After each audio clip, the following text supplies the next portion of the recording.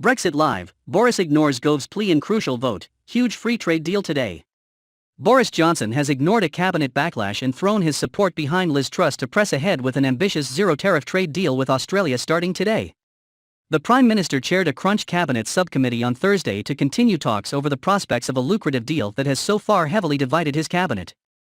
Mr. Johnson is said to have sided with International Trade Secretary Liz Truss after ignoring the concerns privately expressed by Environment Secretary George Eustice and Cabinet Office Minister Michael Gove. A government source told The Times, Johnson made clear he was with Liz on this, it was much more positive for her.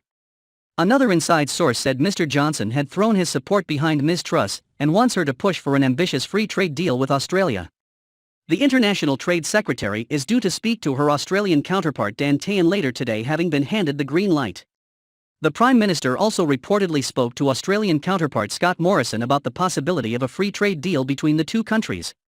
One source told The Times the Australian Prime Minister has offered the UK complete tariff-free and quota-free access to his country's markets, but wants the favour returned. The insider said, the offer was to do the same deal as the UK has done with the EU, but they're not prepared to accept quotas.